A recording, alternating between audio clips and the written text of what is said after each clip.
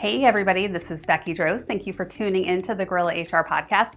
I'm going to start with a current event. So I like to, and this is kind of sick, I think, but periodically look at the Department of Labor and look at the wage and hour department and look for different settlements and claims and lawsuits and things that have happened just to see what employers are doing out there and also to see like what is the government actually paying attention to. And so I went and I looked today, and it had been a couple months, and there was a summary judgment out there today for a poultry processing facility. And they had all of these child labor law violations. Like that one kind of surprised me because I feel like child labor is something that we've kind of got under control, but they had kids as young as 13 working there. And there are certain jobs like babysitting and paper delivery and a couple others that a 13-year-old could do, but processing a chicken is not one of them. They also had 14 and 15-year-olds working overnight shifts, which is a no-no for multiple reasons. They had them in hazardous jobs in addition to exceeding some of the time for that age group. So I was kind of dumbfounded, to be honest, that I saw child labor violations. That's one that like even though I like to say like, well, maybe the employer was thinking this and maybe those employees were thinking about that, like, okay, there's no excuse for child labor law violations. Y'all check out, hold on, let me give you the website, youthrules.gov. If you have any doubt or any question what somebody under the age of 18 can be doing in a workplace, it's very easy to use. I don't often say that about government websites, but this one is very clear about what workers under 18 can do. There are 17 hazard jobs that are like almost always a no-no. Check it out. Let's at least take care of our kids. Like at a minimum, let's take care of our kids. So youthrules.gov. Let's not get in trouble for labor law violations with kids.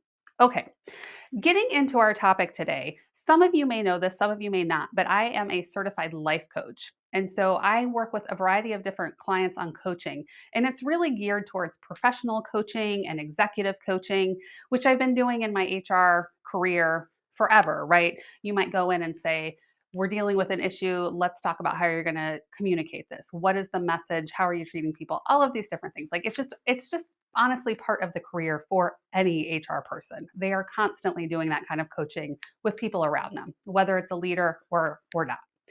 So I like to often have like a quote or something motivational when I talk to people. Like I want to leave them with an action item or a thought, something that they can really apply in their own life as they apply the things that we talk about in a coaching session. But I kind of laugh at myself too, because there's a bajillion lists out there of like the harsh truths you need to know in workplaces, the ugly things managers need to be aware of. They have all of these different lists out there across every platform. I see them on all the socials, even LinkedIn, and of course, just searching the internet. There's tons of the stuff out there. And sometimes I see those and I think like, oh, that's pretty good. And sometimes I'm like, what in the hell are they talking about? Like that is the worst advice ever. Like that is not an ugly truth. That's just stupid. And so what I decided to do for our episode today is compile a list of some of these, these ugly truths that people need to know for workplaces and go through them and share them with you and share my thoughts about some of them, even the really stupid ones.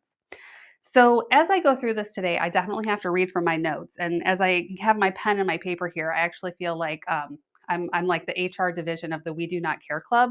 For those of you that are my peers in this kind of middle-aged women group, you are familiar with the We Do Not Care Club. And in her videos all over social, she reads the things that we do not care about and she checks them off. So I feel like this is kind of like the HR version of that. So let's go ahead and knock it out. Now, I did group some of these little statements together, and this first category is kind of about feelings or emotions. The first one, and this one I actually really like, says, sometimes you need to get your feelings hurt so you can wake up and focus. That one I really like. We in our workplaces are often too afraid of hurting people's feelings. And not that I want you to go out and intentionally hurt somebody, but at the same time, we shy away from being honest. And there are situations in workplaces where we just need to put that cold, ugly truth out there and let people have a little dose of reality, even if it hurts your feelings. Even if it hurts that other person's feelings. Now, you don't want to be the manager who always goes around and like you're making your people cry. That's not a good situation either. So let's not go that direction, but let's have honest conversations. Sometimes people need to hear it. We all have to be open to it.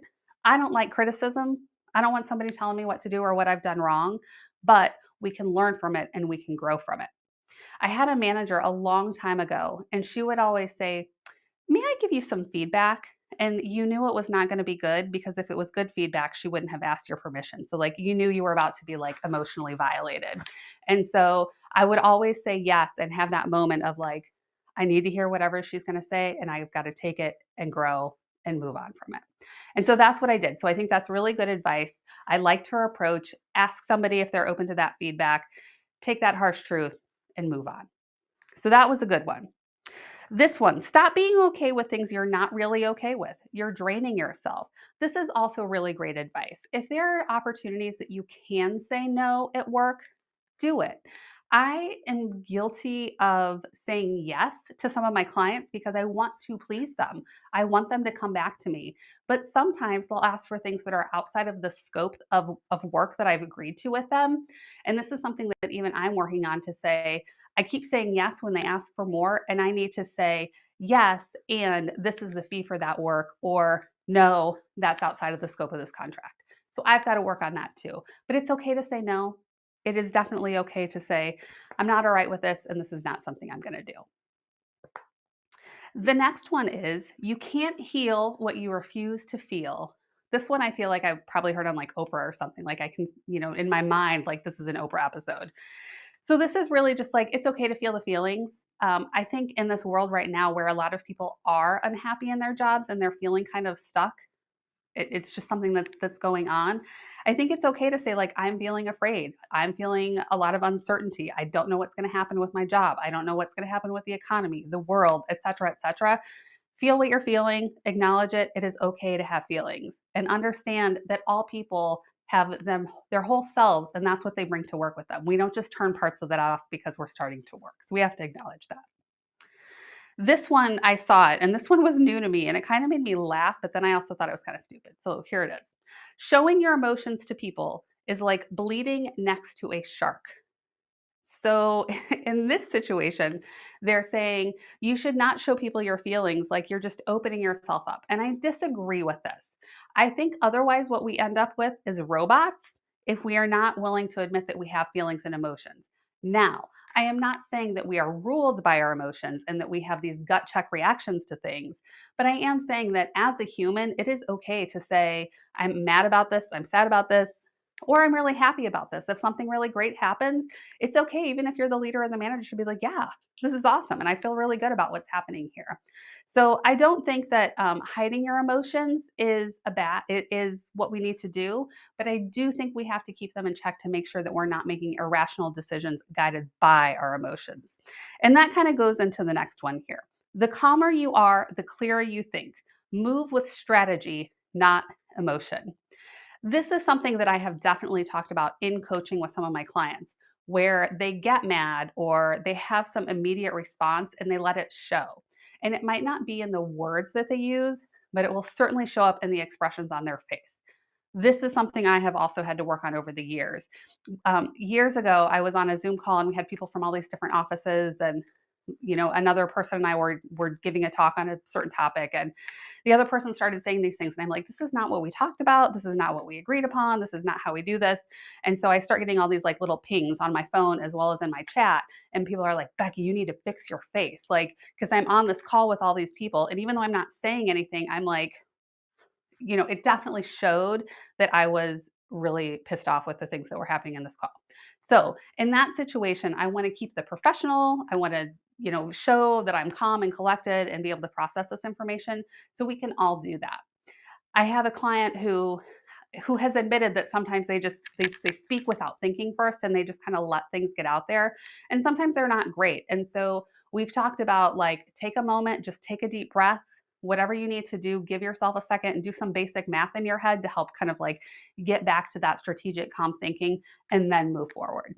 So I think there is space for emotion at work. We just can't let it guide all of our decisions and all of our actions. All right.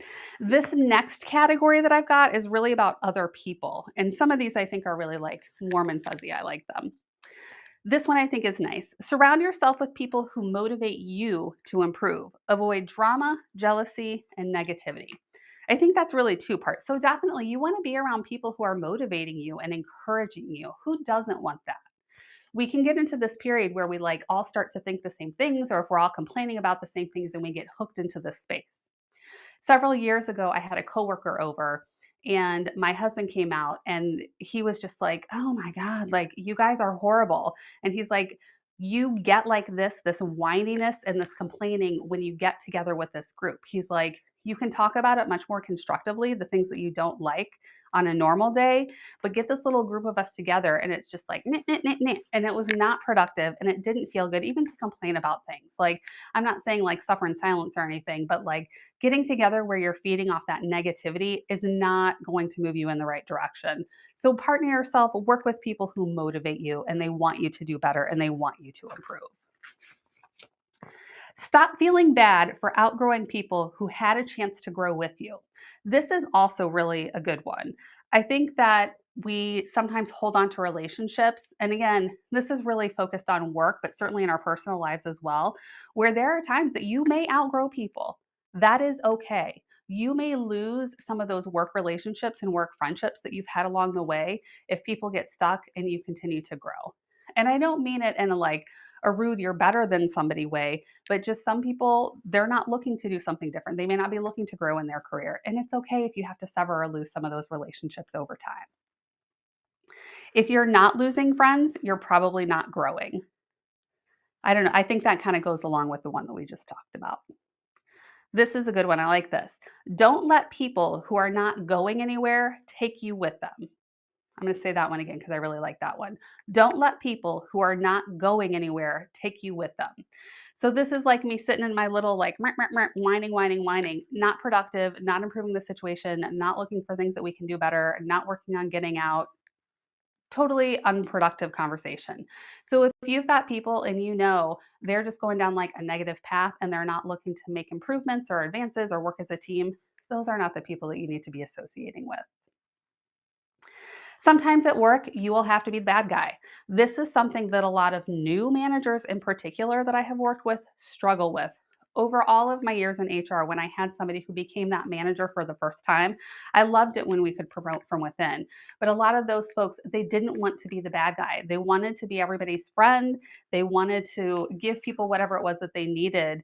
But the reality is, sometimes you have to say no. Sometimes you have to explain why somebody can't do what they want to do, or the method or process is just not going to work. There's nothing wrong with that, but as a leader, you have to be willing to accept you're not going to please everybody. It's okay that sometimes you're going to have to be that bad guy. The next one, again, I think this is really a good one. Policies don't fix people problems. This is something that I see a lot of employers struggle with, quite honestly. When something happens, they want to create a policy to control it. You can only policy things so much, and you can't create a policy for every little thing. When it comes to developing policies for your workforce, there are a couple things to keep in mind. One is from a compliance standpoint. Of course, there are certain things that you have to have. So different laws and regulations that you absolutely have to have in there. But when it comes to some of the behaviors and the performance things that you're going to measure or include, you need to just keep it a little bit more generic and a little bit more vague and recognize that you can't make a policy for every potential situation. And you don't need to. You need to have policies that are practical and make sense, but don't create a policy just for the sake of having a policy. I will say right now in my mind, I have like the little coffee warning, like caution, this coffee is hot. That's kind of coming to my mind right now. So, a policy that came out of something that's kind of like, seems like it should be obvious. But anyway, I digress. All right, let's talk about mistakes. I think there are some good ones here. Any lesson you refuse to learn will repeat until you do. So if you have made a mistake and you continue to just do the same thing over and you're not learning from it, things are not going to improve. You're not going to get better. The situation is not going to improve for everybody involved. So we've definitely got to learn from the mistakes that we've made. Once is a mistake, twice is a decision. That one I think is pretty powerful. So if we do something once, we make mistakes, we all do. But if we continue to do it and we know that it's the wrong way to do something, it's the wrong thing to do, then we've chosen to do that. This is something that I see in workspaces where employers need to recognize that there must be some reason the person is doing something wrong. So the first time an employee does something wrong, it may be because they just didn't know. So once you have identified that deficiency, taken that corrective action, explain what's supposed to happen, set the direction of like, this is the way we move forward, this is what you're supposed to be doing, this is what positive, this is, what a successful outcome looks like. Then if that person continues to do it, you need to find out what is it that is rewarding them for continuing to do the wrong thing, because they've clearly at that point decided that that's what they're going to do.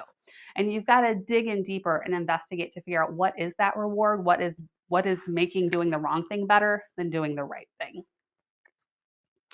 The next one is what you tolerate, you promote.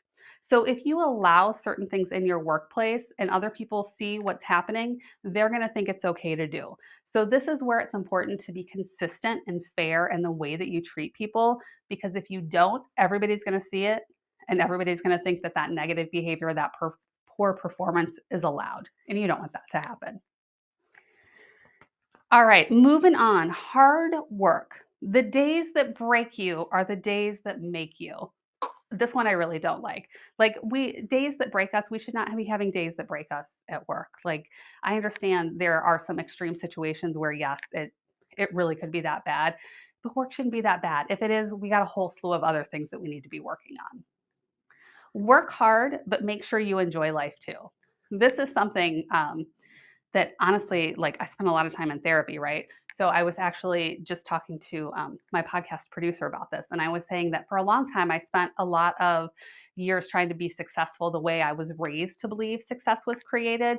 And it took me a while to realize that, yes, there's working hard, but there's also enjoying life and making sure that the things that I was working towards were the things that measured success for me. So I think that working hard and making sure that you're still enjoying life, they are important things. And if you enjoy your work and that's what you want to be spending your time doing, that's great. But if it's not all work and maybe it's your family or other hobbies, make sure you leave time for those things too. Create boundaries so that you're able to do those other things that fulfill you as well.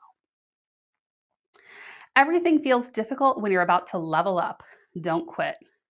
I will say level up is something that would never come out of my mouth if I hadn't read it off this paper, but I kind of like that one. Like, we have to be okay with some uncomfortable things as we're preparing to change.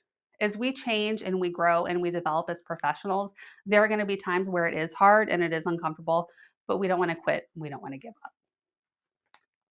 All right, I have just a couple more for you. The next one is about workplace culture. And if you've watched any of my other podcasts on the Gorilla HR podcast, then you know that culture is something I've talked a lot about in the past. But I like this one. I think this is pretty obvious, but I think people need a reminder. Culture is not motivational posters. I do still come across people who think like, oh, we've got the nice pictures and we've got the nice posters on the wall, and we show, we have pictures of people sipping their coffee in the break room and people working collaboratively at their cubicles. Like, no, that is not culture. Culture is so many more things that shape your workplace and your work environment and what the work looks like, and performance management and talent development and all of these other things go into it. So don't think that just putting up a poster or giving somebody free coffee is culture. It's not. So much more than that. All right. Replacing great workers costs more than paying them well. Now we're definitely getting into my language because, of course, I love talking about compensation and total rewards. And I think that this is so true. I will often hear this when I do a market study or I'm working with an organization to market price their jobs. And then we look at what are they actually paying people. And we need to think about, if you lose that really great person, what is the cost, not just in salary, but in the productivity and the work and the product and the culture and the contributions that you get from that person. So definitely something to keep in mind. The next one is, if you're not paying people what they're worth, someone else will. I think that's a good one. I know right now our labor market is not very strong. Employers are certainly not hiring as much as they used to, but there are still a lot of in-demand skills. And if you are not paying what they're worth, people will take those skills somewhere else. There's a bit of a mismatch between what the job seekers are looking for and what employers are hiring for. But again, some of those in-demand skills, there are certainly opportunities for people to move around and go somewhere else. So if you're not paying them what they're worth, somebody else will. All right, the last one that I'm going to talk about is actually not one that I found on the internet, although I'm sure it's out there. This one comes from my late father. And the thing that he always said when I was growing up is he would say, like birth control, hope is not a method. And so it would, like, when I was younger, I'd be like, oh my God. But as I've gotten older, I'm like, okay, it's true, right? We can't hope for things to change. So if you are in a situation where like you need to change something, thinking again back to some of my coaching clients, they're in a position where something needs to be different. Like if they're working with me, they're working on developing and advancing. Either they feel stuck or they're just looking for how do they take that next step? What does that look like for them? You can't just hope that things are going to change. You can't just hope that you're going to get that next great job. What are you doing? What actions are you taking to help make things better for yourself? So we need to be very active in our own path, and we need to be active in defining and achieving and going after success in our own way. So again, hope, not a method. I will leave you with that one for today. Enjoy, take that one away, share that with everybody. Thank you for listening to the Gorilla HR podcast, and I look forward to talking to you again soon. That's it for this episode of the Gorilla HR podcast. We hope you found some unconventional wisdom and actionable advice to help you in your own HR journey. Remember, we're all working together to build better workplaces. Want to join in the conversation? Send us your questions, stories, and maybe even your own guerrilla tactics to podcast@gorilla-hr.com. And if you enjoyed the show, please like, subscribe, and share with your network. Until next time.